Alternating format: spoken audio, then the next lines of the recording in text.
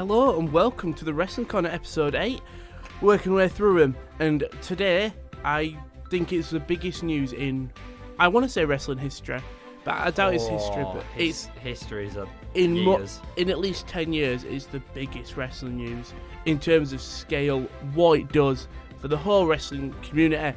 I am joined regular by Simon. How are you today? I'm doing alright. I'm still sort of reeling from the breaking news from we're gonna make that our first point of talk. But without further ado, let's get into it. So, if you haven't heard, how could anybody not? If you have not heard, if you've been living under a rock, you're living under a rock, and lucky you. Wrestlemania 36 has been cancelled. Well, it has been cancelled by the Tampa Bay government, the office, to be hosted in the Raymond James Stadium in obviously Tampa Bay. That's the one with the big boat, if you didn't know. So, WWE, instead of postponing it to possibly SummerSlam or just cancelling it altogether, they are hosting it in the Performance Center the same day, the same match card, but with no crowd in non-essential people. I think is the wording. But I'm guessing they'll have crowd because basically what they said was, for people coming in, they will have people there checking them when they're entering, and if they have got symptoms, they will not let them in the building. So there will be a crowd, I'm guessing. No, I don't think there will be. I think there will, and I think they'll just test everyone that's coming in, and I think it'll be an NXT crowd. Well, in fairness, Trump's put in the ban for more than 10 people to be in a group together at once. No, I think from everything all I've seen indicated it's behind closed doors. Completely. I really hope it's not. Because if it's behind closed doors... I don't know. Exactly. So, obviously, what this means for wrestling is, normally, WrestleMania is the big weekend for all wrestling companies. Impact were hosting a throwback show. I think Ring of Honor were doing one. Everyone's doing stuff apart from AEW. Apart from AEW, you had WrestleCon doing a show, doing their regular thing they always do. It's the biggest event. This means that no independent shows are happening. It means no conventions are happening. And it just means that Mania is... I think the big thing is, you've watched Raw or SmackDown these past weeks, the crowd really do bring something. On a lot of programming, I'm not sure the crowd do add that much, because you do get some dead crowds, but you do. They don't need to make noise, just the fact they are there. It makes something. It all make sense. But when there's no crowd, the wrestlers can't bounce off the crowd can't cheer a wrestler. I really like the way SmackDown was done in terms of how just sort of laid back it felt. Yeah, it felt more relaxed, but so the promos felt more genuine. Yeah. But there were only one match. But on SmackDown, there was women's tag. Brian Cesaro and Jeff Hardy Corbin. Oh, there were a lot of matches then. There was 3. We'll talk about it later when we get to it, but... It's like, I know you've got no alternative, but this is... If there's any time of the year when you kind of need a crowd, it's when you're 2 weeks away from the people were saying, the year. Why didn't they do... Do you know how everyone was saying do a 2-day Mania? How what New Japan did with Wrestle Kingdom? Yeah. Everyone was saying do a Mania at SummerSlam. So you have a 4-hour show at Mania, the day before SummerSlam, which is Mania, and you can have your big titles on that show. Maybe have your one big title, so maybe Brock Drew, and then have one lower title, and then 2 blood feuds, and then on SummerSlam have the rest. I know in the grand scheme of things, it's not it's not. It doesn't seem like the best thing to do because you've got all the indie companies in the Tampa Bay region losing out on so much money. Yeah. But from a solely sort of selfish WWE perspective, I think they're right to go ahead with it. Because no one has any idea how long this is going to last. People are saying, just have a big SummerSlam up at Hall of Fame at SummerSlam. What if it's There's a good chance SummerSlam might be behind closed doors and everything in between. Yeah. Thing is, we don't know. People have said a year it can be until we get a cure. It could be 3 months. It could be a month. It could be 6 months.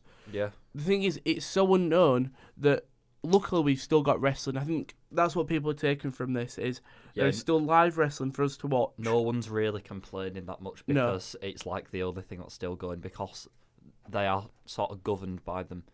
They're governed by themselves. Yes, so they can do what they want. They're not renting anyone else's buildings. Mm-hmm. I'm just trying to get... Okay, I've got the WWE statement here. In coordination with local partners and government officials, WrestleMania and all related events in Tampa Bay will not take place. However, WrestleMania will stream live on Sunday, April 5th at 7 p.m. Eastern Time on WWE Network and be available on pay-per-view. Only essential personnel will be on the closed set at WWE's training facility in Orlando, Florida, to produce WrestleMania. Have you heard the rumour that, like, apparently they might just postpone it altogether? Postpone Mania? Yeah. And not have a Mania 36? Well, no, they think that this might just be like a statement, to bring it down a level, but apparently... It ran a Cultaholic video this morning. So where I hadn't had time to watch. I think that's what they were saying, but I can't quite remember. Well, as we know, Vince doesn't like to stop a show. There's been many incidents. It was only like a 10-second passing comment thing. I'm seeing if there's an article. There's another match added to the thing officially moved. It doesn't seem like there's anything. No, I can't quite remember what it was. But the good thing about sort of like wrestling is in quarantine, you've sort of got the network, haven't you? Yeah. I mean, the quarantine thing is great if you're a wrestling fan or if you play games, because you just get to do what you normally do without having to go to work. The problem is how many people are losing money with Mania being cancelled, because a lot of indie companies rely on Mania. Yeah, it's all your everything sort of independent, and then I know it's not specifically wrestling, but your hotels, your restaurants, yada yada yada. Well, if you haven't heard also, last night Wrestletalk, along with Will Ospreay, produced a show called, I think we called No Fans Monday? It was, they kept calling it No Fans Monday, but it was also like Support Wrestletalk Support Wrestling Screw Coronavirus. Yeah, basically, obviously, if you didn't know, Will Ospreay and Wrestletalk organised basically a live show that happened last night, and all the money that you could donate during the show, and all the money raised would go to charities that were helping families, weren't it? No. What were we going for? I thought it would help people. No, all the money got spread evenly between everybody on the show. That's what it was, sorry. But it's big. It was big because... I donated myself. Did you? Yeah. I did not. Oh. I'm absolutely skint. I had to do my bit. I did watch it, though, and it was something refreshing to see wrestlers still doing what they get to do and not having to worry about bookings, if you know what I mean. Like it was really cool. I liked it. It was just really low key. Like it felt like a normal wrestling show. Yeah, it just felt like I don't quite know how to word it, but it was just nice to have sort of like new faces. Mm-hmm. It made me matches. So I'd heard of David Starr before, but after the promo he cut, it made me want to watch him more. See, how many people on the show have you sort of seen? Can we get the match card? Have you ever watched an OJMO match? I've heard of him, but I've never watched an actual match. OJMO's quality. Is he good? Paul. I know Paul Robinson has quite a lot. I've heard of Paul Robinson. If they were on WCW, I definitely heard of them. Right. But Kyle Fletcher from Aussie Open. Yeah. Kyle Fletcher versus Conor Mills were my match of the night. It was Will Ospreay beat Priestley for me. I thought that was the only one you watched. No, I watched Conor Mills, Kyle Fletcher. Oh, okay. I watched David Starr versus that 17-year-old kid. When they were really Newman. Yeah, fair play to him. 17 years old and he's getting to wrestle David Starr. I can't find the card, but it was just good to see some wrestling that wasn't... And then, did you watch sort of Ospreay come out at the end? And he cut the promo. And sort of everyone came out. And it's like, it just... Come on, all the baby faces, get out of here. It was like... It felt like United, if you know what I mean. Yeah. I know sort of indie shows have that feel anyway. But this felt bigger. It felt, it just sort of felt like people sort of banding together to be like... Oh, there we go. I've got some of the thing. You had Robbie X, Rampage Brown, B. Priestley, Nathan Cruz, Wrestletalk Scholarship winner Callum Newman, the Ojmo, and many others on the... Oh, there we go. Announced for the show. So David Starr, Callum Newman, and then the Ojmo versus Paul Robinson, Kyle Fletcher, Conor Mills, Rampage Brown and Nathan Cruz versus Robbie X and Kid Lycos. Have you ever seen Nathan Cruz? No.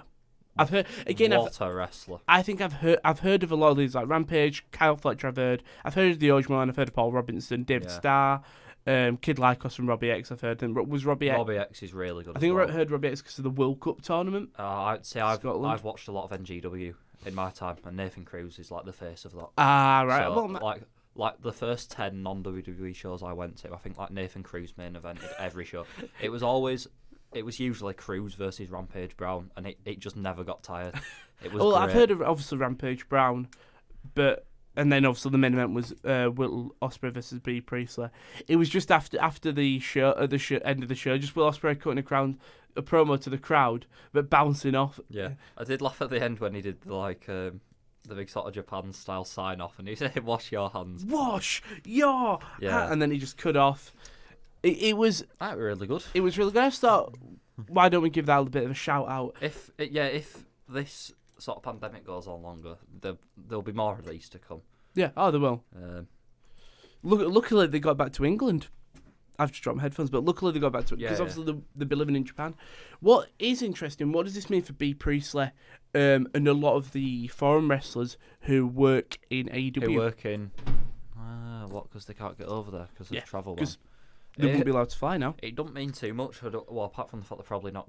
Oh no, the only thing that it means for B is because she's ALW will still pay them, won't they? Oh, yeah. It's like Tony Khan said that. He's got money. You're not going to lose your push if you don't fancy flying out. Yeah, I know Sammy Callahan said he's refusing to wrestle until it's over. Leo Rush has refused to do any WWE dates because Rush was meant to captain the Captain's Challenge on 205. That's who I was missing because I saw it and I was like... And they were like, and who's the mystery man for the baby faces? And I was like...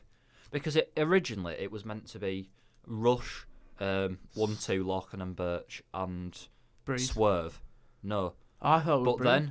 And then I think Breeze was meant to be the mystery man. But because Leo Rush refused, they just put Breeze on there and the mystery man was any even advertisement. The mystery man was even better. I know you really like Kushida.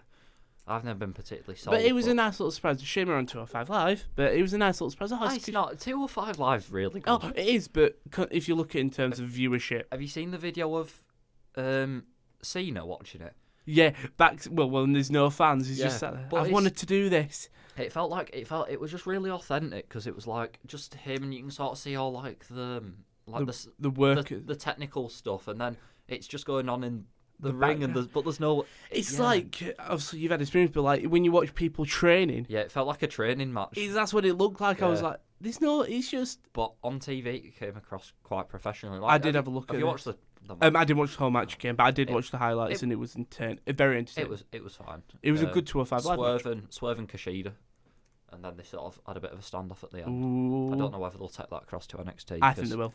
205 Live's like less than half an hour now. Well, obviously, all the Mania news. We've got the Mania card here. If you told us last year that these 8 matches would all happen behind closed doors, no fans, you'd laugh at me. Don't even say it at the start of the year, in January. And look, and I just feel sorry for certain people. So obviously, Brock Lesnar, Drew McIntyre, poor Drew McIntyre. He's finally got his Mania moment. McIntyre wins in front of an empty crowd. When he picks up his title, there's going to be no pop when he pins him. It's going to be memorable, though, isn't it? Rhea Ripley, Charlotte Flair. Rhea Ripley's first time on the main roster. Survivor Series, but this big marquee match for her to show out. No crowd. It's a really good WrestleMania card. Becky Shayna. Shayna doesn't get. It might be one of the best in recent times. Like every match is just like really strong. It's great. Did you see Shayna's tweet where she basically went, "This is what I want." All your ligaments snapping in a. Goldberg Reigns. That'll benefit them. Goldberg Reigns. That'll benefit the most from no crowd. Have you watched Broken Skull Sessions with Bret Hart? No, not yet. Oh my! Does Bret Hart just crap on Goldberg? There's about 5 minutes at the end where Austin's like, "What do you want to be remembered for in your career the most?" And Bret Hart's like, "The guy, like the solid hand, and over 23 years I never injured anybody." Mm-hmm. And then you look at a guy like Goldberg who injured someone every time they went in. He literally said it was like wrestling a real life gorilla. Oh, poor Goldberg. And then it cut to like a thing of it was just off. I think it was off at like just a WCW pay-per-view. And it was Goldberg versus Hart, and Hart was like, the one thing I told him, I went, "You can do anything to me in that ring, just do not hurt me." And then Hart bounces off the ropes, and Goldberg catches him with a super kick, and you can just see it catch and it actually hit him. Yeah, I love Bret Hart when he's just shooting off the cuff because Hart's miserable as it is, but on Stone Cold Sessions, he want a bag of life, but. Yeah, when he talk about Goldberg, he won't best pleased. He's great at shitting on people, is basically how you can put it. Yeah. I never knew that he had it in for Goldberg. I think a lot of people have it in for Goldberg. Yeah, but a lot of them keep it quiet. Specifically, but yeah. John Cena the Fiend is another match on that card, which I think is the only match that can work behind with no crowd. Edge Randy Orton is obviously last night was announced as a last man standing match. Standing match in the middle of a pandemic. It makes sense. It can still work because they probably would go around the backstage of the Performance Center. Every match will work and it'll be fine. Undertaker AJ. I'm not sure you can go around the Performance Center after Gargano and Ciampa have literally done like that to perfection. True. What is it? And then Undertaker AJ and KO Seth. They'll be fine. I think the KO Seth will be the match. They'll be the toilet break. So far. They're not going to do a big Mania card. I think this will genuinely be the amount of matches they'll have. Undertaker, I've got no interest in Taker. I don't want to see Undertaker wrestle. Who do you think's winning that? If it's Undertaker, exactly. It is. It's gonna. What's the point? At least there's no crowd to boo him. It's got to be style. It's going to be so weird. I think it's going to be genuinely one of the most entertaining, just to see what's going to happen. I feel like it'll be really fascinating for the first half an hour, and then the novelty will wear off. Yeah. I mean, no. Like, what happens? What happens to Takeover? Does that get bumped? So Takeover and Hall of Fame have been announced that they've been cancelled. Hall of Fame's a pointless event anyway. But the Takeover's been announced as being cancelled. But but what happens to Takeover, and what do they do on NXT when you're not? How can you build when you don't know what you're building to? Because now it's SummerSlam, do you know? So do you build to SummerSlam? And because if you look at that card they were setting up, it was a stacked card. Dependent on where Finn Balor is right now, can they? And where Walter is, will they be? I doubt Walter's in Ireland right now. So Takeover Dublin probably not going to happen. Yeah, a lot of shows will not go ahead. Takeover Dublin's only oh no, it's over a month away, so I guess they've got a bit of time. Scrappermania, I think it was announced as not happening in OTT. No, what was that OTT show that happened a couple of days ago then? Because there was a big OTT show. I thought it got cancelled. No, because Zach Gibson got some of the most nuclear heat I think I've ever seen. Zach Gibson's. In fairness, it's Ireland, so they probably would have just carried on. Oh, shows. Over the Top Wrestling, part of Scrap. That was March the 14th. Yeah, that show. What was it? I don't know because it's loaded up a Vimeo thing in front. There we go. Over the Top Wrestling presents Scrappermania. To be fair, whilst in quarantine, I might watch that OTT show because apparently. While in quarantine, we don't even need to be in quarantine. It's not that serious yet. Oh, I don't know. Government's banned all non-essential travel. You're not meant to be within 1.5 meters of anyone. Yeah, I'd say this is probably a meter. So if we lean back, I'm leaning back. I'm not worried. If you get it, you get it. It's just obviously we'll just make it a podcast about coronavirus. But yeah, that is obviously the biggest news. In the coming weeks, they'll be to see what they'll do if they'll. Everything else pales in comparison. Mm-hmm. Right. Do you bring forward the Money in the Bank ladder match and have it on WrestleMania, and then just don't have a Money in the Bank pay-per-view because you don't think that you're going to be able to do it? What do you mean? Have a Money in the Bank match? No. I think you do it on a Raw. Okay. Because Money in the Bank's the next pay-per-view. Just in case they can't do Money in the Bank, save it for a Raw. You don't think they should do it like old times? Not for Mania. I'm not quite sure who you'd have because a lot of the people who'd be in that match are already booked. You probably have Andrade, Ray, for sure, because the United States. You'd have Sammy and someone else, because then you've got your other feud, and then you'd have two others. It'd all just be sort of your mid-card. I do think you should have. Who? Go on. I was just going to say who wins. That's the problem. I don't think there's an obvious sort of candidate for Money in the Bank at the moment. Because I guess we need to wait and see who wins at Mania. Because we don't know what's going to happen with Mania. We could say, we want Andrade to win. But when it gets to Money in the Bank time, something could have happened. Coronavirus could have gone. We could be at big live shows, and Andrade might not be getting the fan boost. That's unlikely. He will. It's unlikely. But there'll be stuff that will come into effect with the live crowd. Will return. We've got a question from the Mighty Red, otherwise known as Chris. Hi lads, hope you're all well. Will future events be behind closed doors or postponed? We don't know. It's looking more likely because it's WWE. behind closed doors. So it's the fact that they can do it. Like, they're lucky that they've got the performance centre. Yeah. And the shows do work. They're a bit slow, but they do work. I think we'll see it probably for at least another 2 months. I would think. Well, the thing is, coronavirus is something we don't know. If we knew that it was something we've had before, it'll go within a month, great, we can start booking from there. But because it's unknown when we'll be able to go back to regular programming, we could be waiting another 3 months before we even get a live crowd show. Do they build it up so they go, instead of just going from behind closed doors back to 15,000, do you go empty performance centre, full performance centre, 5k venue? You know, a sort of the mass gathering allowances sort of go up. I think you just work to the government. As soon as the government announce, you can have it's queuing now. We might have a queue where you can have 500 people do performance centre. Yeah. Keep it performance centre because we know the NXT crowd will keep the show going, for regardless of Raw, SmackDown. If you live in Orlando now, you must be living a dream, hoping that the live shows get open. Cause you'd get to go to every Raw and SmackDown. Yeah. He said, I hate behind closed doors nonsense. I'm sorry, but fans are a massive part of events like this. We are the worst country in the world at having a plan. That is obviously England. Yeah. Yeah, it, without saying too much, it has been handled terribly and continues to be handled terribly. But I love it. Like, everyone's just going into self-isolation. Like, if we do that now, we'd have a solid 4 weeks off. I'm just saying. So someone might be going into self-isolation for 2 weeks. Yeah, I'd take it. It's once the school's shut, it'll be all right. We'll be all right. I think the mental thing is that obviously if you follow the rest of the channel, and you did a live NFL show last night for free agency. Go check out. It's on the channel. It's like a 4-hour show.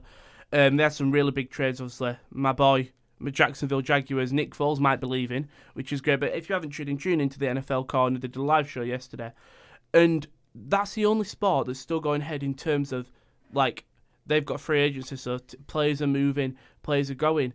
But on Wednesday, we won't have anything to talk about in football. On Thursday, they'll have a lot to talk about with NFL. But when we come back next week, the Wrestling Corner will still be here. The Wrestling Corner will still... Thank God, praise be Vince and Tony Khan, because they are not giving up the shows. Yeah. With AEW, I don't think they also announced that they are... they've cancelled Rochester and someone else. Are they going to sort of like the Jaguars training centre? No. All events in Jaguar have been Jaguars in Jacksonville, so they're not allowed to wrestle at Daly's Place, and they're not allowed to wrestle in Stadium. Is Daly's Place where they went for like the New Year's Day dynamite? Fight for the Fallen. It's the one that's like the amphitheatre. Yeah. But then they can't use a stadium because the stadium's being used as a screening place. Oh. In Jacksonville, so they're not allowed to use that. So everyone's saying this is the time you go to Matt Hardy's compound and you do a whole show where the Exalted One has took over the show. And so these wrestlers are being kidnapped and sort of being forced to wrestle by the Exalted One. Yeah. I think that's what you could do. I know. It'll be interesting. Coming on to AEW, I know like I don't watch Being the Elite and all that, but I do watch Road 2. Have you watched yesterday's Road 2? No, but I watched Being the Elite, so we can mix it up. No, yesterday's Road 2 was important. What? Go on then. Because you sort of had, towards the end, the librarians, and Lever Bates was like, Peter, I think I found out who the Exalted One is. I like and that. She's got like a massive like sort of board with like loads of working out as to who it is. Yeah. And it's like, it's just showing loads of pictures of people, and like there's Broken Matt on there, there's Marty Skrull on there, and like she's sort of reeling through the names and stuff. But yeah, the Exalted One is revealed this Wednesday. Yeah, it's worth a watch. Is Road 2, but just the final few minutes of this episode. Who's it gonna be? Matt Hardy. It's got to be Matt Hardy. So it can't be Lance Archer now. It's either Matt Hardy or Brody Lee. And if it's Brody Lee, unfortunately, it'd be the most disappointing. Yeah, I did think it's got to be Matt. I did think at one point Matt Hardy being the reveal would be a little bit like, because they've teased it for so long, it'd be and a bit made it underwhelming. very obvious. But now that we've sort of been not starved, but like we're not going to have much to sort of cheer about in wrestling for a while, when even Matt though it's comes. still going on. If Matt Hardy's the Exalted One, revealed in whatever manner, it's going to give people a bit of a lift. The problem is there'll be no crowd pop when he comes out. Yeah. Well, as you say, that's probably why you do it at the compound. I wouldn't be surprised if we got a backstage vignette of the Dark Order at Matt Hardy's compound, and they're all waiting outside for him, and then he appears doing his laugh, hopefully with Vanguard 1 with him. Yeah. Because Vanguard 1 is one of my favourite wrestling things in the world. It's just a drone, but it's got magical drone powers. It's amazing. None of it makes any sense, but it works for the Matt Hardy and the Broken Beat. Yeah, that was the breaking news. WrestleMania 36 is being done in the Performance Centre behind closed doors. No fans. Very interesting. We'll see how it pans out. But we'll start off with the first show, AEW Dynamite. Cannot remember anything. It was on, I could give you the date, it was on the 10th of March, last week, obviously. And these are just results. So we started the show as Ortiz was taking on Cody Rhodes. Decent match. I think your typical Cody. Cody wins, makes someone look good in defeat. Yeah. There you go. And basically he got the submission victory. Yeah, wait. What did he top him out with? Cody went after Ortiz's list, giving him a taste of his own medicine, looking in the figure 4. Yeah, I thought it was figure 4. Santana stepped in and walloped Cody with a loaded sock. Santana tried to get a double A, but Matt Jackson and Kenny Omega ran in for the save. Kenny with his broken hand. He said he'd be back in a couple of weeks on being the Elite. Yeah, it's just sort of nice little singles match before Blood and Guts. Cool. Then you had a tag team match between the Native Beast Nyla Rose and Bea Priestley versus Chris Statlander and Hikaru Shida. Simple.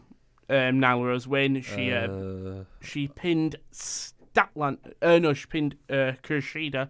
After the match was the biggest thing. Bea Priestley basically attacked Nyla Rose, just stamping her. Bea took the title, held it up, and then just threw it on her.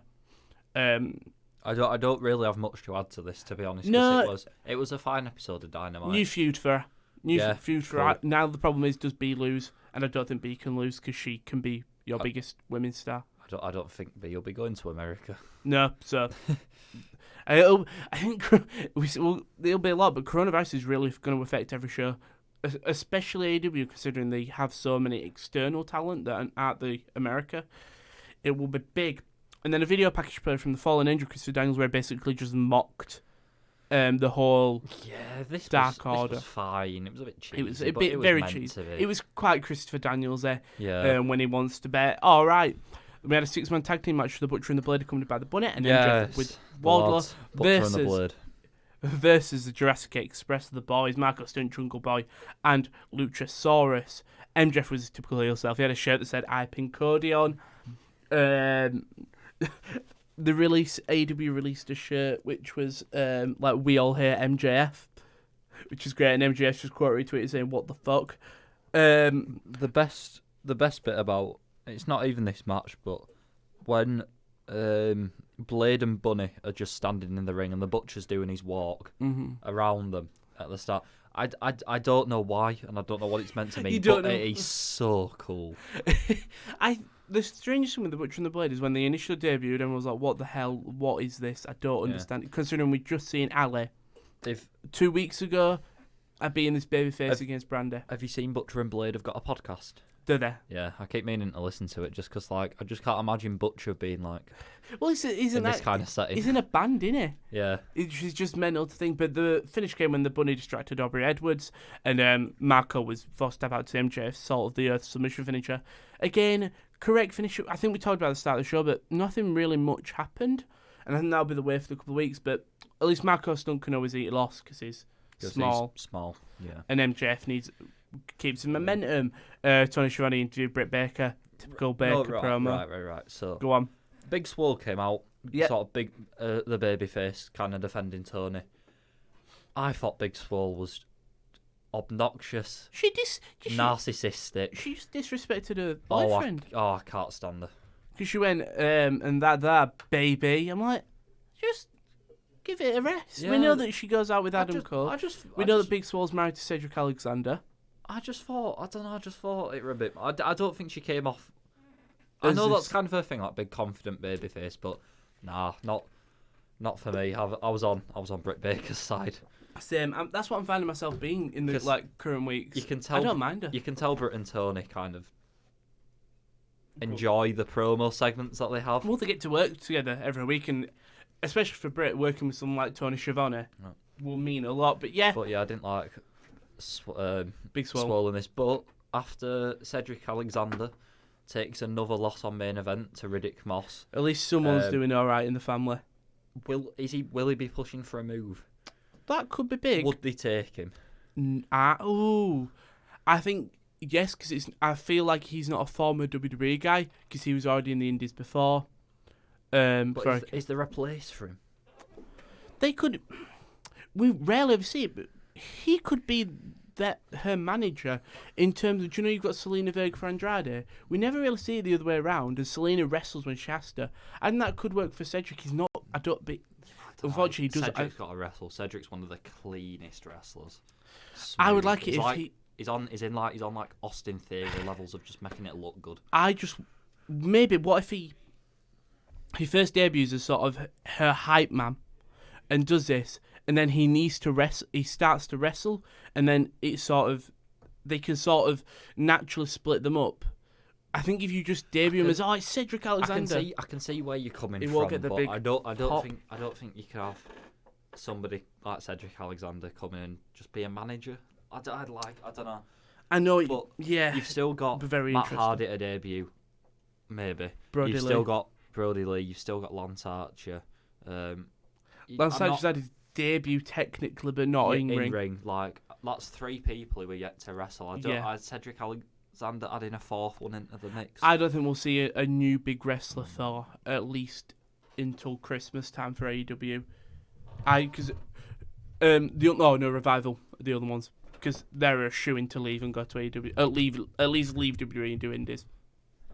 Yeah. Unless, do you think they'll seek a 1-year extension just to earn that money while coronavirus is...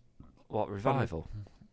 Do you think if they go to them saying, we'll happily sign another 1-year contract, earn a bit more money while coronavirus is going, because they might get given this AEW contract, but then might not be able to wrestle. Yeah. They'll want to save that pop for him. They're gone. But AEW will want to save Revival for a live crowd pop when the Young Bucks have won a match and you just hear, it won't be say but you'll hear this music and then you'll see them two come out. And I genuinely think it'll be one of the biggest pops in wrestling. I'm not particularly excited. Everyone's waited for this match though. Everyone knows it's coming. Them 4 have teased it. Yeah. Then we did have a triple threat, 3-on-3 tag team match. The Bad Boy Joey Janela and Private Party versus Death Triangle or Triangle de la Muerte. Yeah. Why are they calling them Death Triangle? I think not cool. When it's written in English, it's Death Triangle.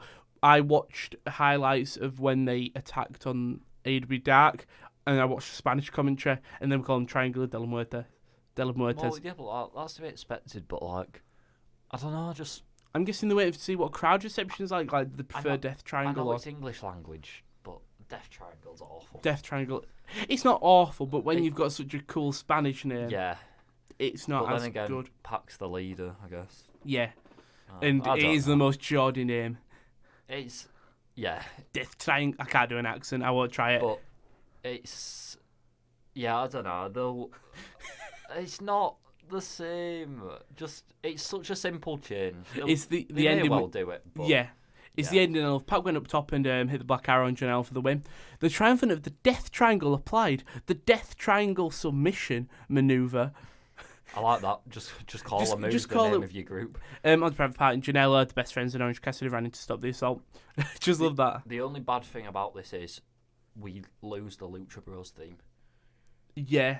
Which is unless when they come out by themselves, maybe without Pac.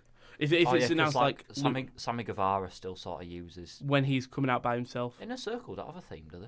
No, they use Fozzy. They use Judas. Yeah, because Jericho's. But I'm pretty confident if Guevara's wrestling by himself, he comes out to his theme and the rest follow. Yeah. I think they come out to their own themes, unless when they're all coming out, they come out to Jericho's because he's the leader. That's because Guevara's got such a good theme. Is he the one that's like proper hyper? Sammy Guevara. This is my moment to shine. Yeah, it's like rapid, but yeah. Then we did get a backstage interview from Dustin Rhodes. Later on the night, Hangman Page was having a match, and he basically had a mystery partner. Dustin Rhodes said he's being his partner. I don't like that it weren't a surprise, but I think it would have been disappointing if it came out and it was Dustin, so makes sense. In theory, Hangman Page must have had another partner lined up. Yeah. Because it wasn't going to be Dustin, but Dustin just went, I don't care about your partner, I'll do it instead. Yeah. So that could lead into a couple of weeks. Maybe Hangman Page found someone who's like him. But no, I don't think they'll follow up. I think it was just he didn't have a tag team partner, but he didn't want to wrestle with someone like one of the elite. So he just said, "Oh yeah, I have a mystery one," and he would. It was fine. But we did have the main event of Sammy Guevara and Le Champion Chris Jericho, accompanied by the rest of the Inner Circle, versus Hangman Page and the Natural Dustin Rhodes. Obviously, Rhodes is filling in for Kenny Omega, as Omega has got a broken finger. Well, I think it might be even a broken. It will be a finger. It's a broken hand. He showed his cast, and he pointed to like his wrist area. It's probably a broken wrist. That makes more sense. Basically, the finish came, which Page was going for a buckshot lariat, but Jericho intervened. Dustin Rhodes hit a Canadian Destroyer on Sammy. Still weird to see Dustin Rhodes hitting Canadian Destroyers. I popped for it. Because I feel like big Dustin guy. should be such an old school guy, and then he just pulls one of them out the bag, and it's quite good. And then buckshot lariat from Page, pinning Sammy Guevara for the win. Great decision. Guevara can always eat a loss. After the match, Inner Circle began pummeling Page and Dustin Rhodes. Kenny Omega signed in a cast, ran down to even up the odds. Jericho pulverised Kenny Omega with the Judas effect. Cody sprinted down to help. The Inner Circle outnumbered him. Ortiz suplexed Cody onto the ramp. The Inner Circle attempted to powerbomb Page off the stage, but Matt Jackson, from out of nowhere, double spears Santana Ortiz, saving Page from Hager's powerbomb. Matt Jackson then gave the middle finger to Page as his back was turned. Jericho waffled Jackson, and then Page with a steel chair. That just doesn't seem right. Waffled Jackson. What it's just, do you know when AEW do the rights of the show? All right, yeah. And he waffled Jackson. That's not a word. Well, waffle's like, English term waffle is just waffling out, you're talking too much. Must be something different in America. The Inner Circle raised their arm and used the top of the ramp, so showing off they're setting up blood and guts. That's the third week in a row that the Inner Circle have stood tall. Are we going to see the collapse? Or? Which means, no, it just means the elite are winning, probably. Anyway, that's WWE logic. I don't know how AEW are going to do it, but this was quite a cool brawl. Yeah, cool. We've seen it, though, a lot of times with AEW, these big brawls. There's only so much you can do. There is. Blood and Guts. No, it's 2 weeks. 2, yeah. Which is going to really not benefit from it'll be cool because it sort of works as intimate setting, but I wonder where AEW doing their non-shows. Obviously, Cody's got his wrestling academy, but he's not going to have the same performance center. Yeah, I can't remember seeing anywhere. You've got the Broken Compound. Obviously, I'm sure Tony Khan can spray a bit of money to get a venue. Khan will get something sorted, yeah. But that was AEW. All right, show, nothing special. It was fine. Another week of build. It'll be interesting to see how they sort of get on. It will. Because AEW crowds are sort of more involved than your main roster crowds. Yeah. So, I think this will be testing times for AEW to show that they can. It would be testing times, but everyone else is in the same situation. Yeah. So, it's AEW's chance to go, yeah, we're this top company. We can still run these shows regardless of what's happening. So their time to shine. But we will go on to NXT. The show started off with the NXT North American champion Keith Lee defeating Cameron Grimes. The finish, Keith Lee won, hitting the Big Bang Catastrophe for the win. Good decision, good match. It's not a good finisher. I've come to the conclusion. Why? It just doesn't look. It's powerbomb, isn't it? Just a really big. No, it's like a jackhammer. He has them on the shoulders, hoists them up, and then. I'm thinking of the one that he does off the middle rope. All right, yeah. I don't know. Just for everything Keith Lee can do, I feel that shouldn't be his finisher. Yeah. It should be like something big. Yeah. I don't know. It doesn't have to be particularly unique, like a top rope moonsault. Yeah. Something that you wouldn't see a big Spirit guy bomb. Although I think he has put Spirit people away with the Spirit bomb. Yeah. It's really all to do with how he wants to do it. It refined match. After the match, Keith Lee got attacked by Damian Priest, who drilled him with a nightstick. Dijakovic chased off Priest, but then was routed by a Spirit bomb with Lee, who had been confused who attacked him. It was a man for Lee. How many other challengers are breathing down his neck? I love Damian Priest. I don't particularly. I didn't think he was a heel at first. I don't think his matches are that entertaining, but it's his voice and his character. It's not. It don't matter what his character is. I could listen to him. Like, if he doesn't have a podcast, I don't think. But like when he's just walking away with like the women like that he owns or something, he's taking that he owns. Like he wants to live forever, like he's a vampire, but he also just loves to party with his. It's a strange character. Okay, right. Does he have a podcast? He doesn't have a podcast. Has he been on one? He has been on one. X-Pax 12360. I hope it's his real voice. I'm guessing it would be. Even if it's his character voice, it's still. It's fantastic. Yeah. So if you want to listen to him and Priest voice, go listen to the X-Pac podcast. But then we did a Mia Yim defeating Dakota Kai to qualify for the NXT Women's Championship. No, this did matter because it was a distraction finish, wasn't it? I don't like Mia Yim though. No, nothing against her, but for me, she just hasn't got my attention in NXT. What was the finish? Basically, Raquel Gonzalez made a world difference to Dakota Kai, but her involvement finally backfired this week. Breaking up a Mia Yim pinfall attempt, Gonzalez was admonished by the referee, who was then unable to count Yim's shoulders down on Kai's ensuring roll-up, because Gonzalez had the referee distracted. It all made sense. By the time Kai was done trying to grab the official's attention, the HBIC connected with a double knee face breaker and a 3 count. What an awful nickname. So now she's going to not take over Tampa. This match has been rendered like completely pointless. I hadn't even thought of it. Yeah, because it was all to do with Rhea Ripley being Mania. So it can still go ahead. I'm guessing they will just use it as the big main event of an NXT show. What, the ladder match? Yeah. Yeah. The ladder match doesn't need a crowd because the big spots, you will hear the big spots more. Yeah. If someone goes through that ladder, you're going to hear the crunch. Mean, you've still got the anticipation of sort of the slow climb up and the reaching it and then someone will... Mm-hmm. But... What I want is someone with a dart gun. Just a rest like Raquel Gonzalez.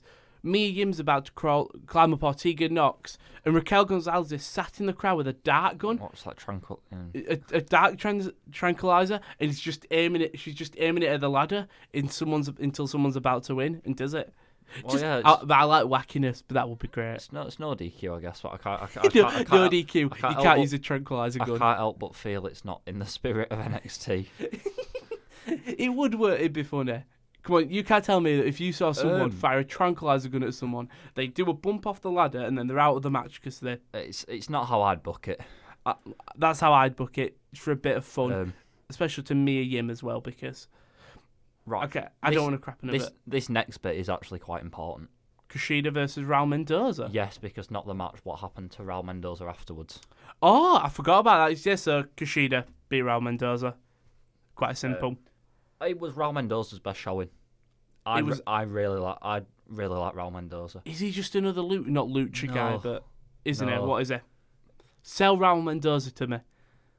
He's a good-looking, chiseled Mexican with good gear, cool kick pads, does lots of the nice flips.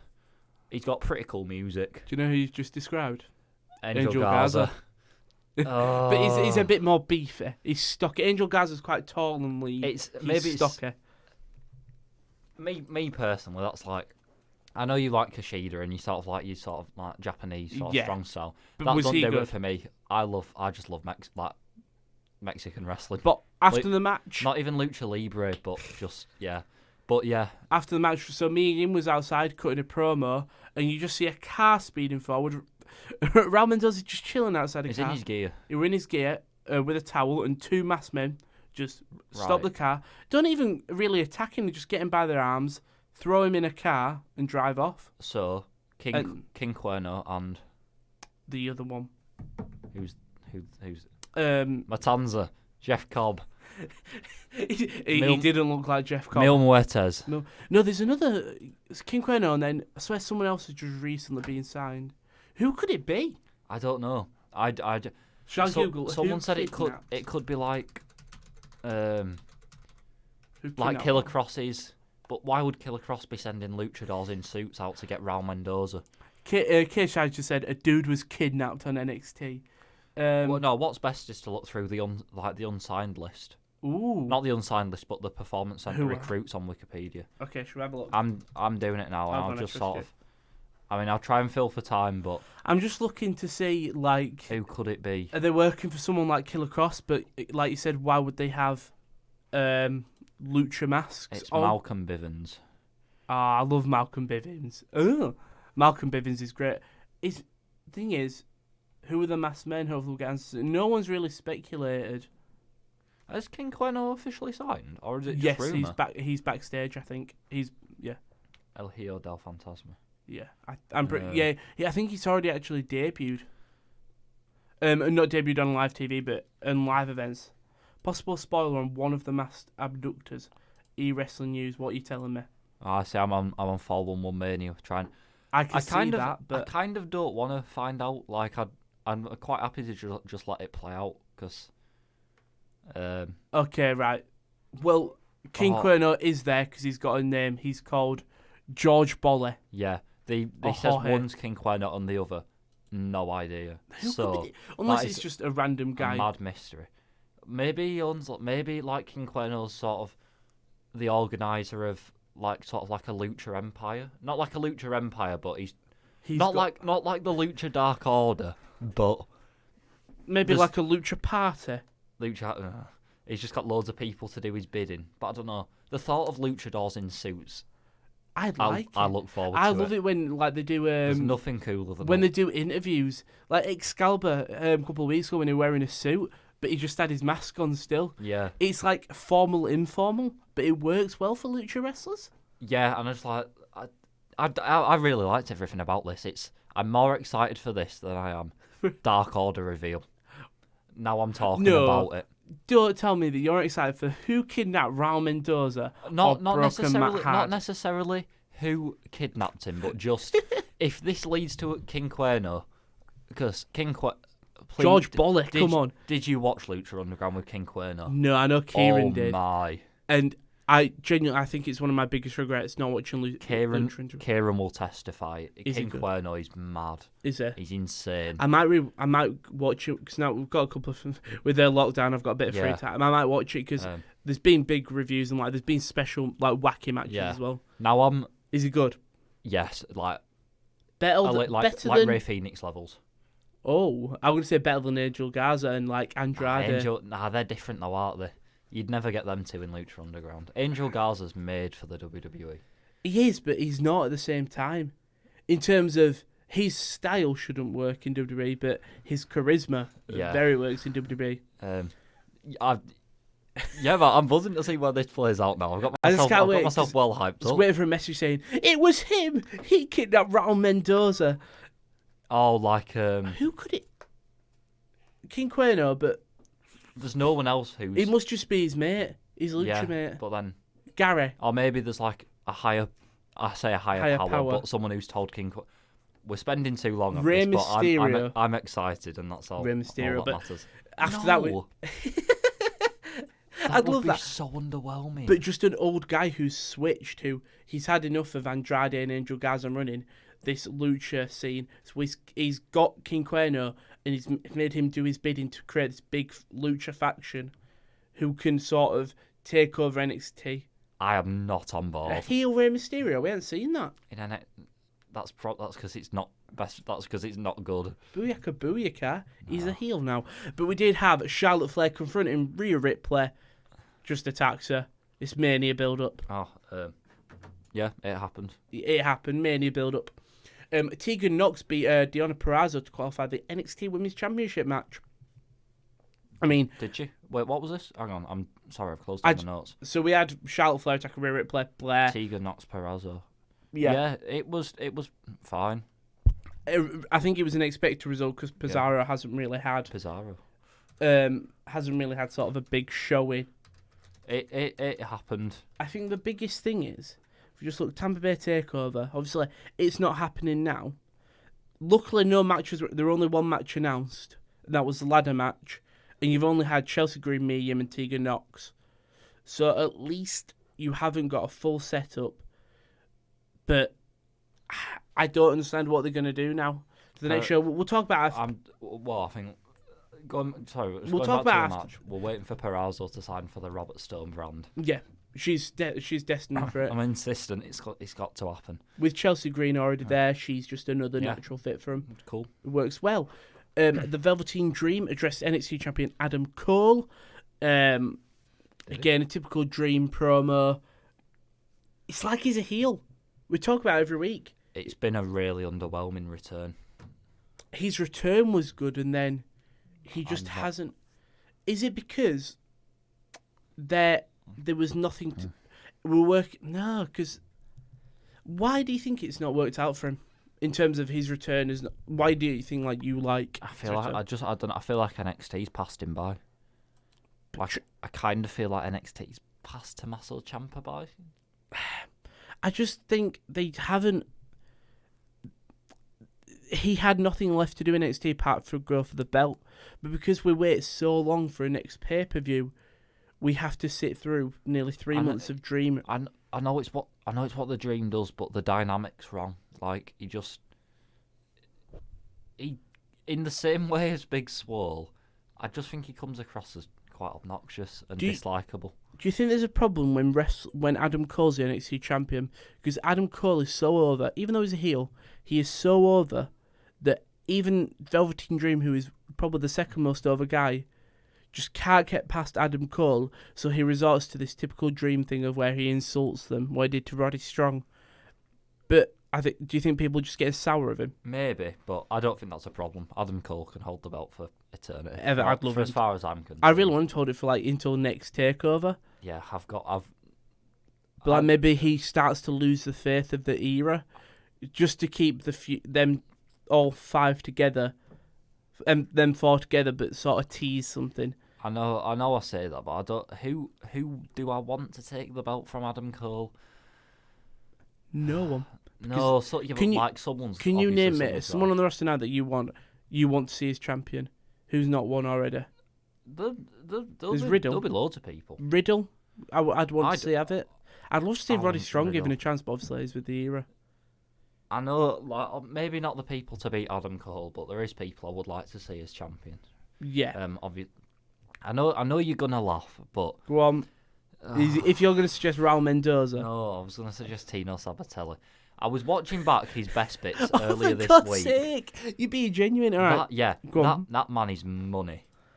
He's Isn't tag he team injured? with Riddick Moss. Isn't Tino Sabatelli injured? No, that's the thing. He's come back from 2 years out. He's working the live events again.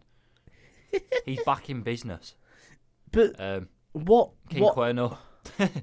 What is Tino Sabatelli's gimmick? Aristocrat. Okay. Former football player. Big. Good looking. Better than you. Wealthier than you. But not in the way that MJF is. Hold up. So the most latest clip was from 9th of January 2020. And this is on the NXT WWE channel. Tino Sabatelli and Riddick Moss try to outdo each other in a medicine ball throw. It's on Twitter. There's loads of stuff on Twitter. Oh, does he do it all on Twitter? That's fine. Yeah, Sabatelli's quite good on social media. Is it? The only thing is, he's 37. Jesus. It's now or never. I don't even think he's 37. I think he might be older. But it's... Tino... Do you know what I mean? It's he now is or never. 36. 36. Jesus. Well, in fairness, he played 6 years in the NFL. Yeah. He don't look 36, you know. I don't think he does anyway. There's... Maybe just because... Who else higher up on the card could take it from Cole? Not sure there is. So you've got Dream, Riddle. Yeah. If we take out, let's say, none of them are in a feud. Again, I just end up fantasy booking, and I'm going to say Lio Rush. You don't want to wrestle. You have to wait another year until coronavirus goes. No, Lio Rush is could be money. Mega. Yeah. But I don't know. In the grand scheme of WWE, yeah, I don't think they have the faith. Especially after everything that's happened with him, Yeah, but none of that was his fault. It's not his... It was. It wasn't. He tweeted.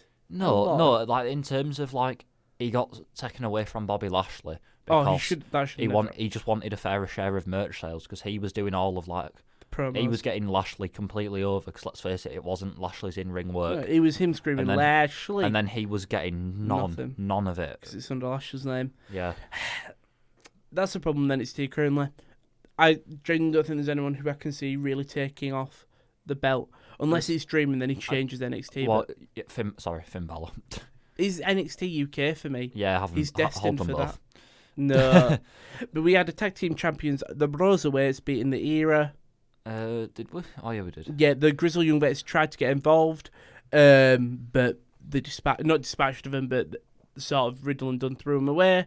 And moments later, Riddle launched Kyle O'Reilly Airbomb for devastating knee strikes and stereo from both Brosweights and put him away. This sounds quite strange to say, but I'm a little bit... I feel like we've had too much of this too soon. Too much of Riddle? No, just Brosweights and era. Yeah. Combo. Who else? There's no other tag teams, really. Forgotten Sons? No. Exactly. Yeah, boy, yeah, apart from GYV, who is the... You've only got them 3 tag teams. Riddick Moss is on main roster, so Dan Mather's not doing anything. Riddick Moss is on main roster, Tino Sabatelli's not doing anything. Sabatelli and Mather. Problem is, I really don't like Dan Mather. So you need to... What are you saying? You need Babatunde and Sabatelli? Raul Mendoza and Tino Sabatelli. There are lots of big lads. Like, there's someone who's, like, genuinely 7 foot. That Jordan something. Yeah. You could just have, like, him and Babatunde or something. Well, because then how do you book them? You can't book them to lose. They're both 7 foot tall. NXT will find a way. They'll find a way. But then we did have sort of the main event, I think you call it. Tommaso Ciampa and Johnny Gargano brawled through the Performance Center.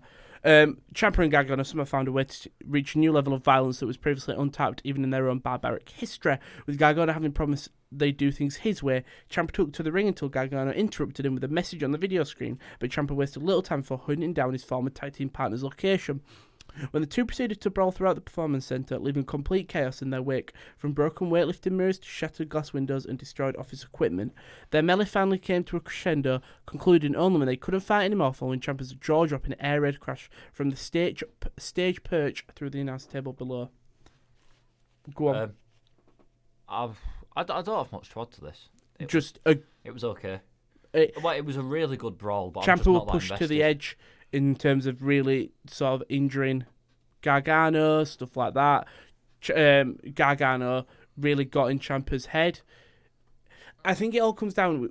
It's going to be the main preface of the podcast, Mania, and obviously Takeover being cancelled. It's not going to happen. Are you just going to use this match on a big Takeover show? I think you just sack off a week of NXT TV, like what you had in place, and just have the Takeover on a Wednesday and just put everything on pause and do it a week later. With no crowd? Yeah. In fairness, a lot of the matches will work without a crowd. Storylines should not stop for crowds. No. They just need to go as normal. Yeah, because why would two wrestlers who hate each other go, nah, you're alright. There's no crowd. Yeah. I think with a lot of these shows, we'll talk about SmackDown and Raw, it really is just going to be a waiting game and say, okay, they can do this pay-per-view, okay. I can't help but feel that we're a little bit past Gargano Ciampa. I know I said it last week, but I don't know. Think back to... If this is their final match, great. This time last year, one of my matches of the year was Halftime Heat. Halftime Heat? I was surprised they didn't do it this year.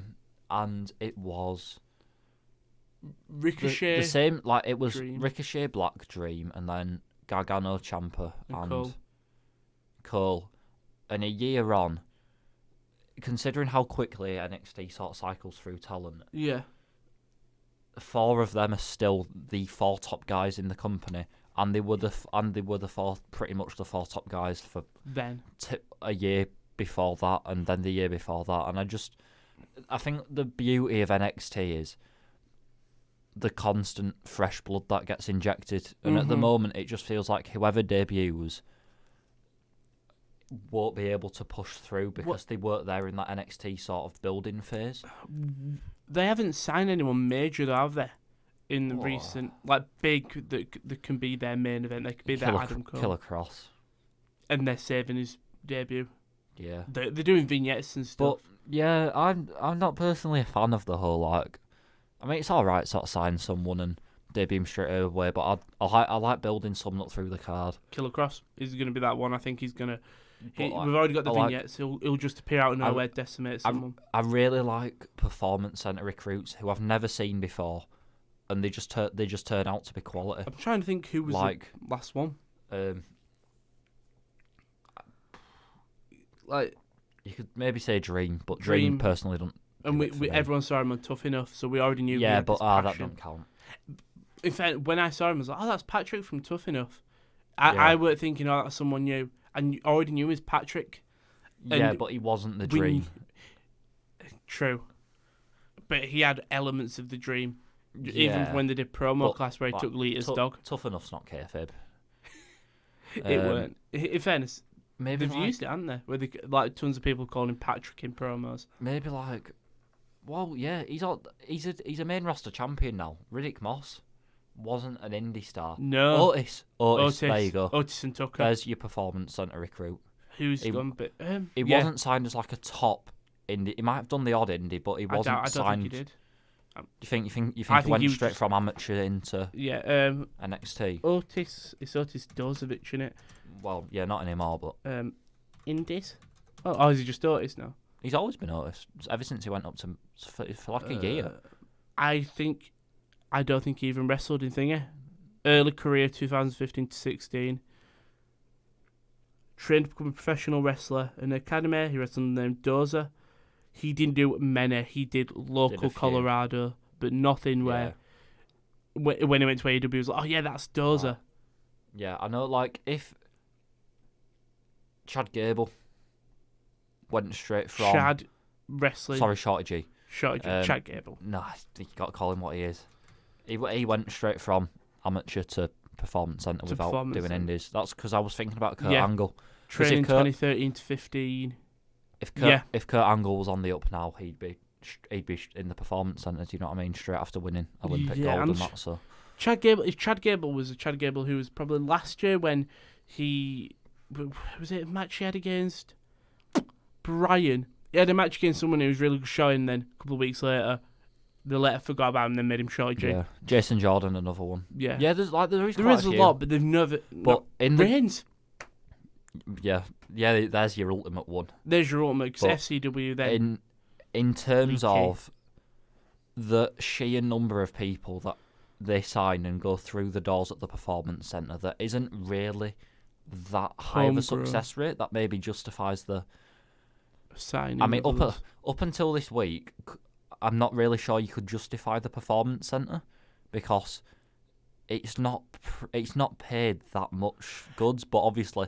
Like the performance center right now is literally them allowing them to put on weekly TV and the biggest show of the year. I think even without like you're not bringing them down, but the talent you've brought in have improved drastically. Like in terms of Seth Rollins' promos were really enhanced by Dusty early NXT. I don't think Ricochet would have had this. He still would have had the wrestling charisma, but in terms of that, NXT helped him sort of not gain confidence, but. I wasn't saying that as a negative. No, I know the signing everyone has improved the product drastically. But they haven't built anyone in a while. Yeah. Like, everyone's just sort of slotted in at the top of the card. I'd really like someone. No, I'm not even on about like an underdog song. Aaliyah. Yeah. But speaking of the Performance Centre, SmackDown was live from the Performance Centre. So it was announced on Thursday of Wednesday that the show was still going ahead, but not where it was originally destined to take place. It would be the Performance Centre with no crowds. And I think as soon as I heard that, we were all like, what is going on? That's the thing. And I think genuinely it turned out to be such a really good show. Not really good, sorry, I always do this. It was a good promo show. So the show started off with it was a good show.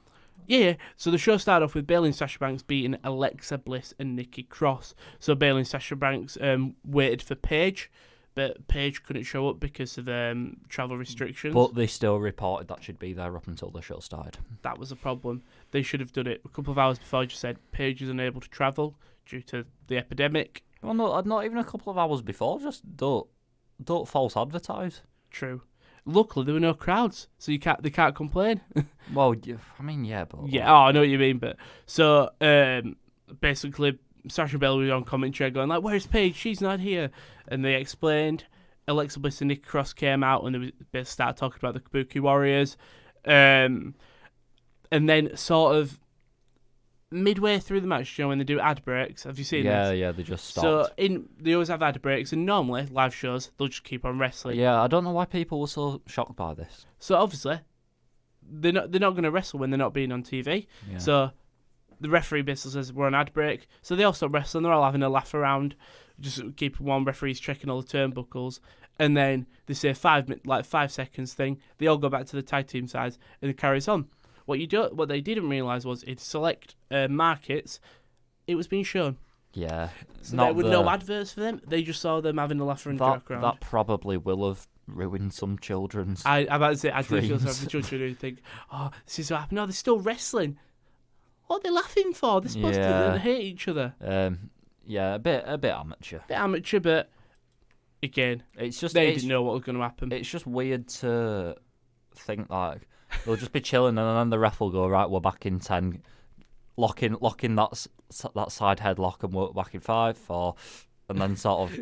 I quite liked it because it was sort of peek behind the curtain of them two just laughing around, and then it's like, okay, we need to actually go proper, and they all just went all serious, went to the corners. Yeah. But the finish came when Asuka basically attacked Alexa Bliss, allowing the bank statement to be put in. That would be in Mania. I'm not bothered about the women's tag titles, and neither WWE. No, but that'll be the main event, the Mania match. Alexa Bliss and Nikki Cross versus the Kabuki Warriors. And then we did get a really good promo from Roman Reigns.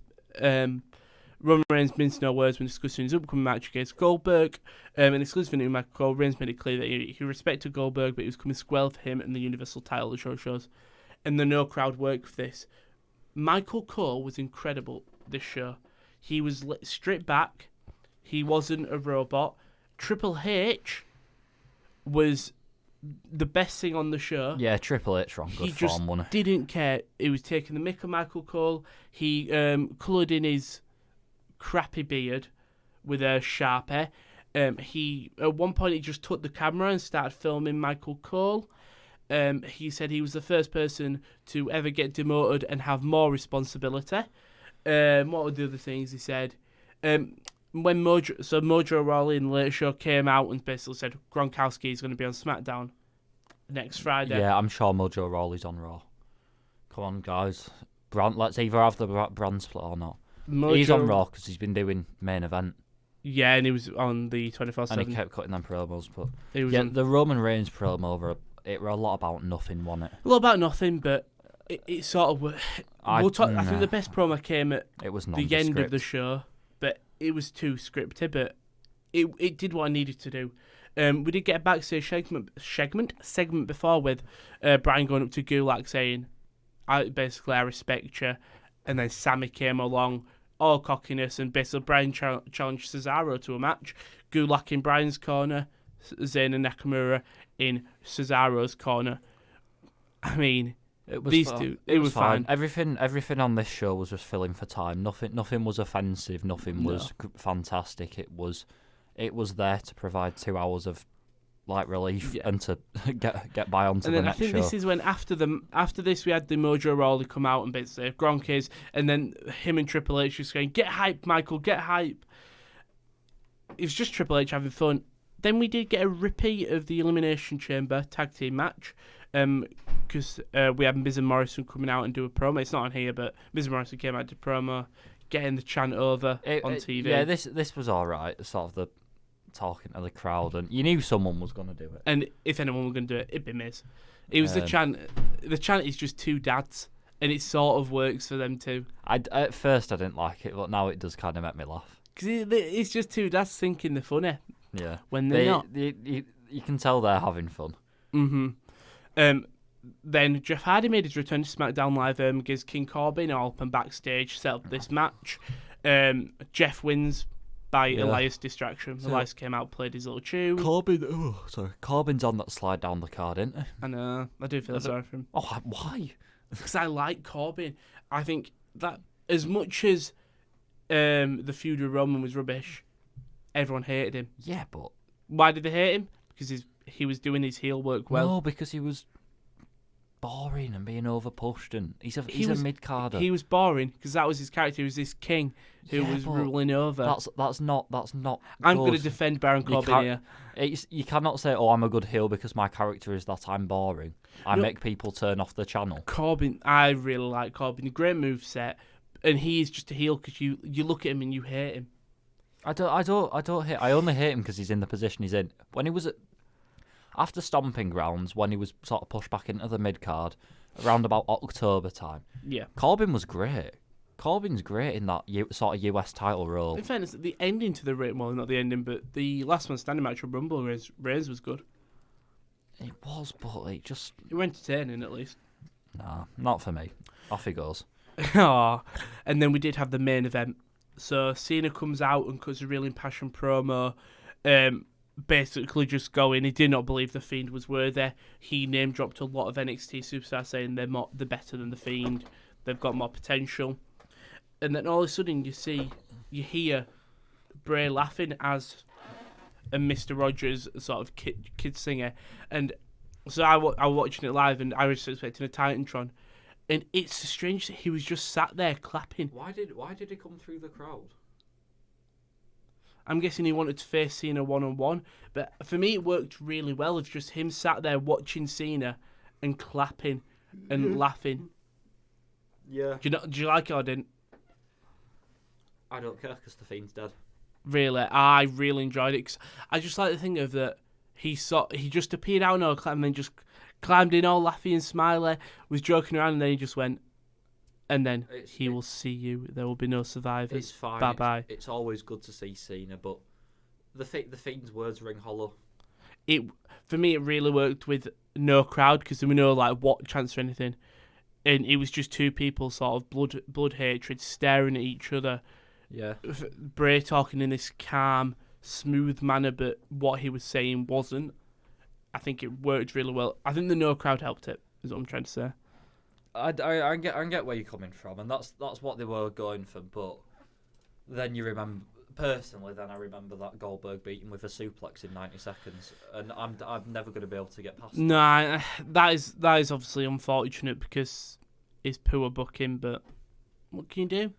What can you do? You can have The Fiend win. You cannot book the match. You cannot go to Saudi Arabia. You cannot give him the title in the first place. You cannot have him beat. It's Vince. He likes the old guy, and unfortunately, Fiend was at the chopping block, and it shouldn't have been the Fiend. I can't wait for in about 15 years when they've got no more nostalgia left to sell. Like it's gonna happen.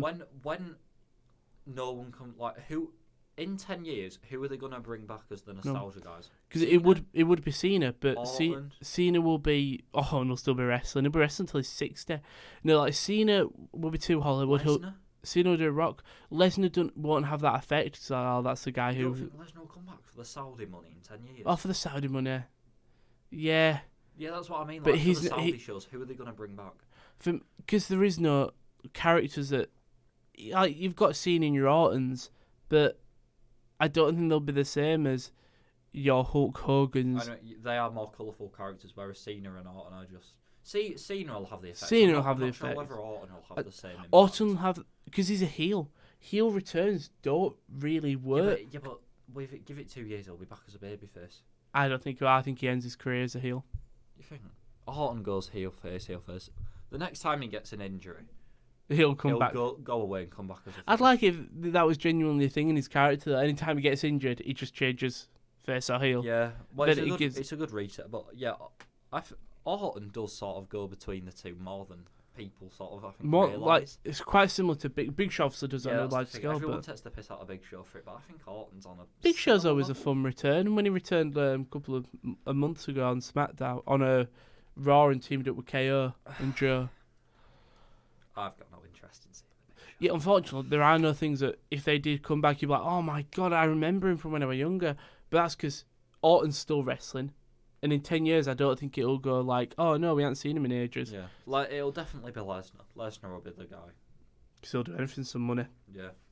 No, but that was SmackDown.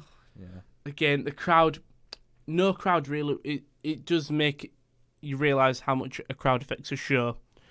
And then obviously we'll move on to Monday Night Raw last night, the final piece.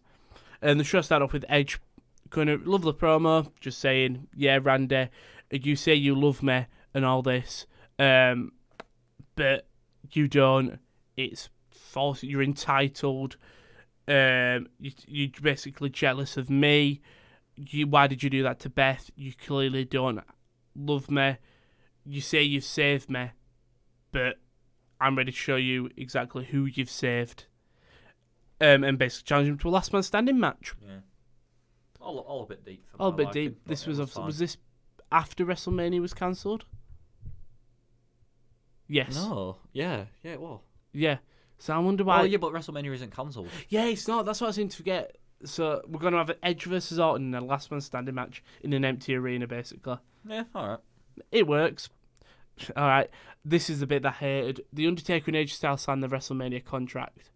So the Undertaker comes out and does his typical shtick. Apparently, it was a really short entrance. Yeah, it was really quick. He just plundered down. He wanted to sign his contract so he could get his hands on AJ.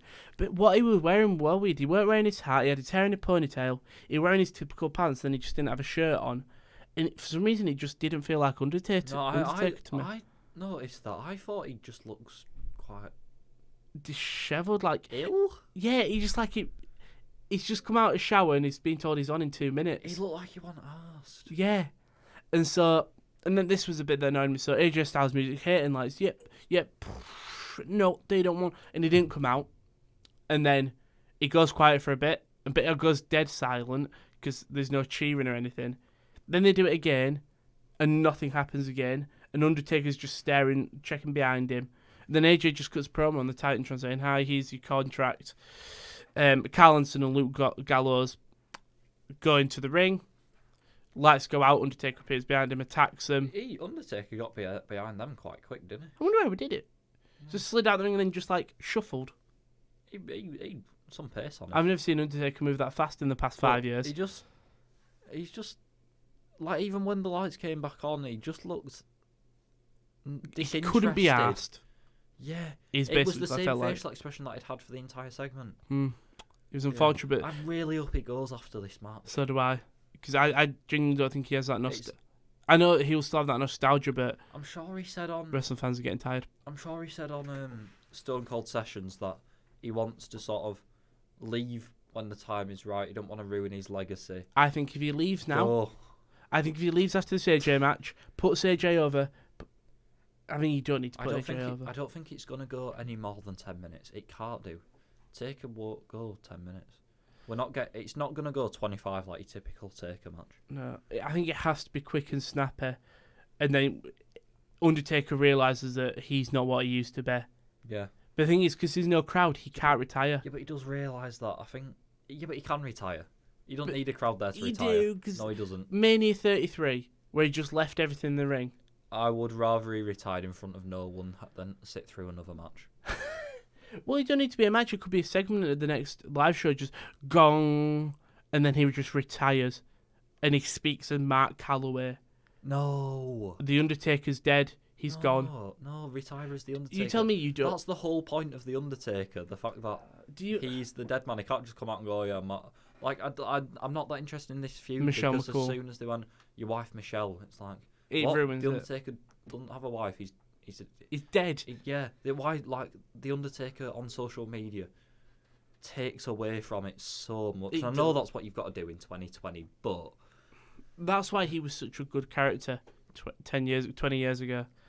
It's like, and that's why I think people are going sour of him. It's why people love MJF, because MJF is just MJF 24/7. Yeah, even in meet and greets, people like that. No, yeah, that he sticks to his gimmick, and that's what one of the main attractions about the Undertaker was, and it's wearing away. It's lost. If he was to retire as Mark Calloway, I wouldn't be surprised if they did, considering how much they broke kayfabe, even mentioning Michelle McCool. No. I know. But speaking of people who can't be asked, people who really could be asked, Rey Mysterio beat Andrade Could they be asked? Yeah, it was a good match. They put out for a no crowd, which, if you look at the past shows, they really haven't. Every match is just quite house showy. They're all on autopilot, which is it's all right. The strangest thing was Asuka was on commentary. Yeah, she was annoying. She didn't speak English, which is obviously fine. She's Japanese and it works for her character. I loved it because she was just screaming the entire time. I don't get the. I don't understand why she's on commentary. No, but I just think she's annoying. I don't think she's annoying. I just because that's her character. But why was she? What a character is to go from a year undefeated in NXT to now sitting on commentary, yelling, making noises. Yeah, but why was she there? She's got no affiliation to Zelina, sorry. She's got no affiliation to Rey, no affiliation to Andrade. I don't think it mattered that she was there. I think it could have been any match and it didn't matter. I just think... Why didn't you just have a quick backstage? But yeah, after this match, just ask going, Alexa, and then she just starts cutting a promo in Japanese. And that's all you need, a quick 2 minute, or even something for WWE.com. See where it plays out. It was different. I thought it was annoying, but it was different. It's something we rarely see, non-feud being on the commentary. They've got to take it somewhere. So. Then Becky Lynch came out. At the start of the show, she did arrive in a big truck that had her face plastered all over it. Did she? Yeah. Oh. It went that good. It was just a... do you remember the old WWE game where like the wrestlers were trucks and like it was like Demolition Derby? No. Have you never seen it? It's like you're all Demolition Derby and you used to have like Trish Stratus was like a pink car.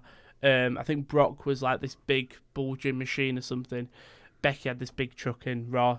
Just prefers saying the man. Basically, Becky came out and just cut a promo against Shayna. She basically said Shayna got more riled up by the second behind the curtain, or Becky's usual bravado. Including driving a massive Optimus Prime truck to the arena, is being employed to make Shayna question the natural order of things before she finally flips her world upside down at WrestleMania. In this, more than anything, all Lynch's tweets and interviews serve a different, more pointed purpose than usual. After all, if Baszler just ran through the entire division and can't get in the head of one woman she wants to be the most, doesn't mean everything she has known is a lie. I don't think I'm in a particularly negative mood this morning, but Becky Lynch is just annoying. She's got annoying. She was good last year where she was this. Yeah. What she was the man. Baszler was all right in the NXT setting, but I'm not looking forward to this match. If Vince doesn't like you, you're screwed. Yeah, but I don't know how you cannot like Shayna Baszler. Oh, I know. She can be a female Brock Lesnar in terms of she can be your dominative woman. She's never had an outstanding match.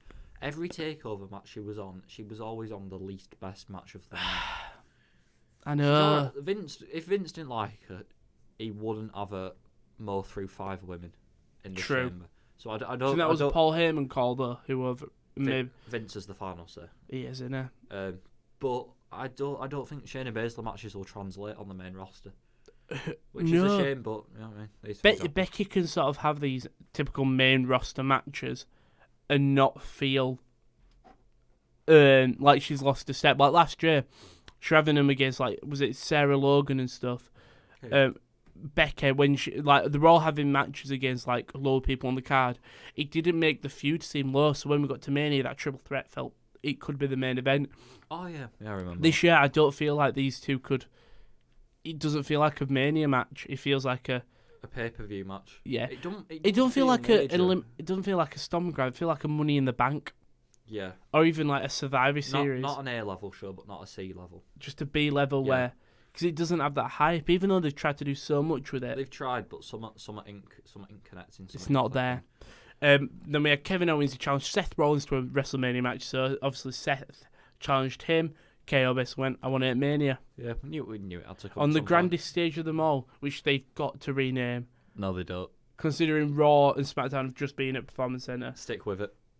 Does that mean we're also going to get the big Mania sign in the small Performance Center? They've got to have one. I want to hear Michael Cole yelling, "Welcome to the the greatest spectacle of them all." And it just pans. Welcome to WrestleMania, and there's just no one there. It's got they've got to do it. That's fireworks, by the way. It's WrestleMania tradition to introduce it in that big style. I hope they have the planes flying over the Performance Center. I hope they have someone singing the national anthem in an empty arena. I hope they just act like it's a full place. I'd love that if they've got an incredible singer, because their voice would just reverberate around the thing. That'd be cool. Yeah. This Mania, it's either going to be a good laugh or it's going to be an absolute shit Do you know show. when they say Mania's, and this is the highest drawing crowd we ever had? This is the lowest drawing crowd we've ever had at Mania. Yeah, they can't pull that trick off this year. Unless do they just put Performance Center recruits in the crowd? No, because it's people are people regardless of who they work for. Do you know what I mean? This is gonna, as much as it's gonna be crap, it's gonna be great. They're still going to be sat within 1.5 meters of each other. Unless they have it all set off 1.5 meters every chair. So there will just be 25 people in the crowd. It'll be like the WWE games. So there'll be 25 people. It's not, at least it's not 0. But we did have the main event. Stone Cold Steve Austin celebrated #316 day with Becky Lynch. So Austin came out, he just cut his typical promo and anything. This was This was a fantastic 2 minutes of Stone Cold. Byron Saxton's on commentary, being himself, just cheering, and Stone Cold basically invites him down. If you're excited for 316, give me a hell yeah. And Byron Saxton does it in like the most like nerdy way possible, but it works for Byron. Oh yeah, it's fully great. It's fully nerd. What? And then that was good. And then I can't do it. 316 days for like making your boss work for you. It's when 4-letter words are acceptable, and Byron's got like a scorecard giving each line a mark out of 10. He's just been the biggest fan. It was really strange, but it was really funny. And then Stone Cold basically invites him down to share a beer and just absolutely kicks him in the balls. Byron can't neck his beer. He can't, but I think that was sort of fit his character. That was the intended Stone effect. Cold just fully, not even kayfabe. Yeah, he missed the kick, didn't he? Just completely kicks him in the balls. Byron felt it. Byron just went, "Ooh!" And then, because when he sells the stunner, he doesn't do a pop-up, he goes, ow, falls. I think he was wanting to do the big sell, and he just fell to the ground. He just couldn't. And he got the chance to do it afterwards, after the show ended. This was well on course to be a 10 out of 10 segment. And then Becky Lynch ruined it all. Becky just came out, "Hey, Stone Cold, can we have a beer?" It's basically what happened. Why? What's Becky got to do? He's giving her obviously the rub. She's the man. She might well be at the point for me personally when she got go away heat. Like as soon as her music hit, I went, "Oh, for God's sake!" What's she doing out here? But basically, the ending of the segment came when well, no, that's how it ended. Raw ended just Stone Cold necking a beer. It took the segment down for me to about a 6 or a 7. Because Becky came out. If it just ended with Stone Cold going, and that's the bottom line, because Stone Cold said so. She's the female Stone Cold. And he did also do another stunner to Saxon. He did see the tweet afterwards where he was like, "Sorry, Byron, just ice your balls." Oh, yeah. And Byron went, "Thank you." I've seen that. After the show, though, they put it on their YouTube channel, and it was... Has it done good numbers? I can have a look. But after the show, they put what happened after Raw, and basically the Street Profits came out, and basically they went out to have a drink with Stone Cold. Stone Cold passed him a beer, and they went, got a red cup for him. They started drinking it. Boom. Kick to Montez. Montez sells it, but he doesn't do the big thing. He does like a nice one. Angelo absolutely biffs it. His thing is, and Angelo just falls down on his neck. He doesn't even like do the spring up. And then afterwards, him and Becky drink again. Montez pops up again to actually have a proper drink, and he proper sell this time. He do you know, like, he gets to the third rope, and then he lands on a beer can as well. This sounds really good. I could probably show it you. I'll watch it after this. Yeah, because I want to watch it like in full and sort of take it all. I'll just tell you what numbers the Stone Cold. If only Becky Lynch wasn't there. It's sad to say that, but 559k views. That was after Raw. Yeah. And during Raw, 351k views. All right. I haven't got it in completely for Becky Lynch. I'll stand by the point that November 2018, Becky Lynch was she was the best thing in wrestling, and it's since the Mania win, it's all gone downhill. They don't know how to keep your champions looking all right. They don't. One thing that is mental: The Undertaker got more views. 611k. See, and that's the reason they'll keep bringing him back, because he gets views for obviously where depends where the minority. And I know that that's what I mean. I know they're the people who WWE cater for, but the casual fans will be the death of this company, unfortunately, because they only have interest in the nostalgia. But if you only have interest in the nostalgia and don't watch the current day stuff, in 15 years, there's not going to be any nostalgia to call back on. And I don't get it, because the stuff that Taker's doing at the moment, even just like Goldberg or any of the nostalgia guys, there's better things happening. There is, and with the current guys. And unfortunately, Vince wants money. And he'll know that the views... He's a businessman. I ain't going to blame him for that. I think it will backfire eventually. And I don't think he can't build new proper stars. But in 5 years, Undertaker won't return. I think he shouldn't in 5 years. Undertaker's got to be done in 5 years. And I think you won't get a lot of people in 5 years returning. And that's when you've got to rely on... Goldberg's 52. Goldberg ain't going to be going at 57. No. Hogan won't return. Flair won't return. Hogan won't have a match. Flair, they can do. Flair will have a match. Flair will wrestle till he's like 90. They can do the sporadic appearances and just like show up and be like. Because that works well. Because that's fine. Having them in a feud, you've got two old guys currently in a feud. Yeah, Team Hogan versus Team Flair at Crown Jewel was fine because they weren't wrestling. No, it was good. And it's a Saudi show, so. But to end the show, we didn't get to do it last week. But obviously, last week I watched the FCW documentary. Ah, yes. And so it made me think. There was sort of, I want you to rank these three wrestlers in terms of... Is this a quiz or opinion? Opinion. Ooh. It's like a debate. All right, okay. I want you to rank in terms of best wrestler, best character altogether. Roman Reigns, Big E. My personal opinion or like the general consensus? Your personal opinion. Right. And Dolph Ziggler. Dolph Ziggler weren't in there for long, but I thought they sort of three very different wrestlers.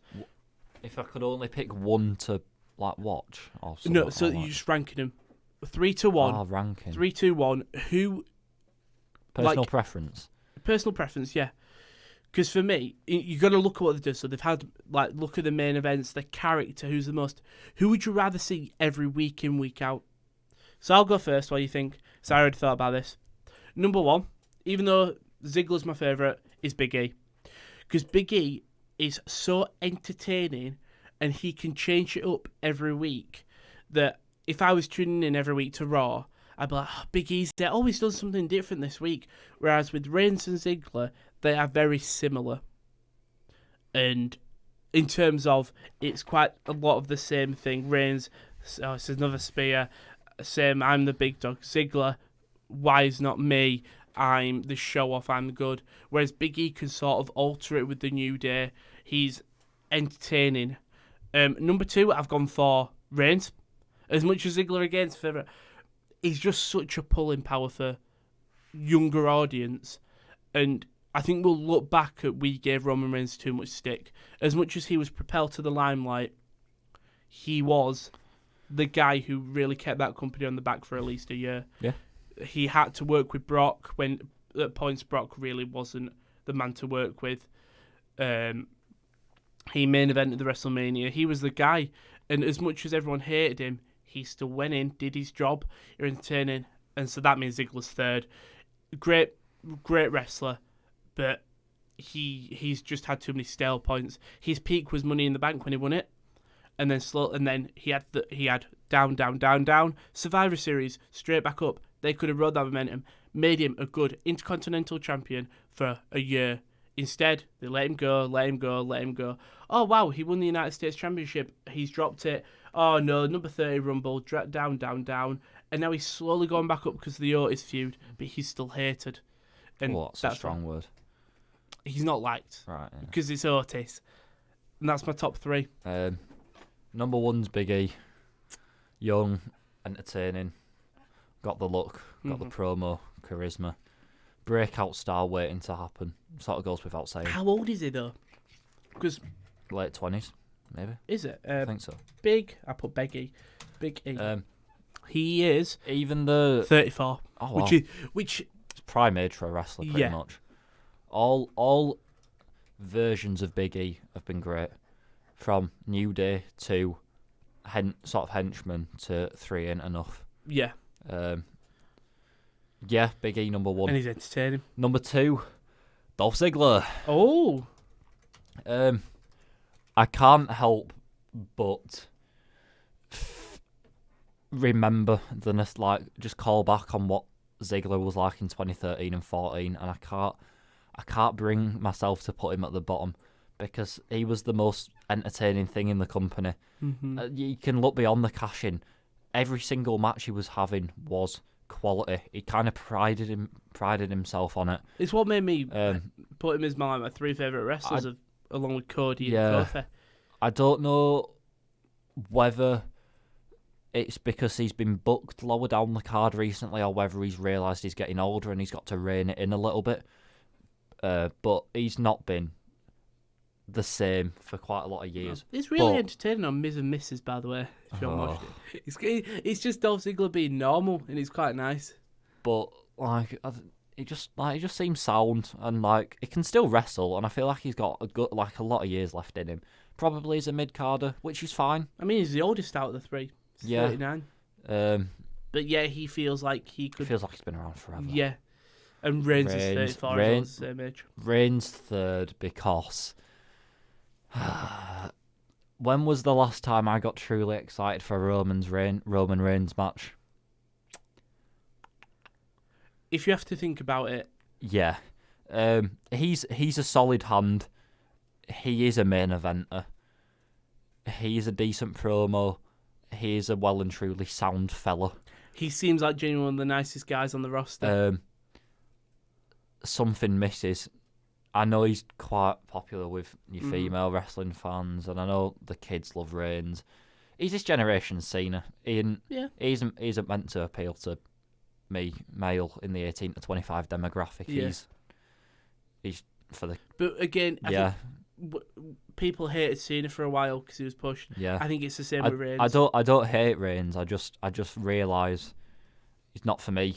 But if he brings in the money, if he sells tickets, do you know what I mean? You do it. All power to you. I like that they kept him out of the main event scene for a year. Yeah, wise move. And unfortunately now he's thingy though. Yeah. He was going to go back there eventually. He might as well just get it over and done with. If there's anyone to unthrone Goldberg, it's Reigns. It's probably Reigns. Because he'll get cheered. Well, he would have got cheered. Yeah. But I think that was a great debate. I think next week we're going to do AEW. So all right, okay. Should we give you a tease? Yeah, go on. Cody, Moxley, Jericho. Right, okay. 3 people who, different stages of their career, different things. You have to take in everything. Will we just be doing what they've done in AEW? No, all wrestling. Because they've all former WWE guys as well. So it will be very entertaining. But that will be next week. That could go on for about half an hour. That will be next week on episode 9. But yeah, thank you very much for watching. If you haven't heard of us before, we are the Wrestling Corner. We talk about AEW, NXT, WWE, main roster, all the big breaking news. Obviously, these next coming weeks are going to be absolutely mental. Because obviously coronavirus, no crowds.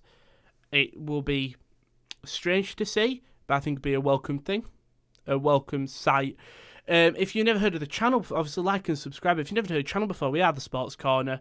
It's not just wrestling we do. On Mondays, we normally have Team of the Week predictions, but with football being cancelled more or less, we will have special things. So yesterday we had a special free agency for the NFL.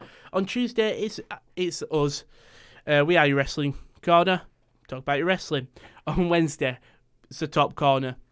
It's the Big Daddy. It's the football podcast. Obviously, no football, but we have got a special thing where we'll be ranking our best team of the season so far in the Premier League this week. So that'll be a long one because there is surely going to be some big debates on that. On Thursday, we have the NFL Corner, which is obviously the American football show hosted by Kieran along with Will. Them two, I'm guessing they'll be talking about free agency with some really big moves happening, some possible moves, big money stuff happening. What have we got for wrestling this week? Anything special? What's happening? Yeah, I think it's just your typical things. There's stuff going on. The reveal of the Exalted One. Exalted One's, I think, the biggest one. You've got AEW. Is anything happening on NXT? No. SmackDown? No. Raw? No. They'll probably talk about TakeOver and what's going to happen. Who is the Exalted One? It's probably the big thing. Final reveal. Final prediction, sorry. Final prediction. Who is it? Matt Hardy. It's got to be Matt Hardy. Right. If it's not, it'll be very shocking. But there we go. I've loaded it up.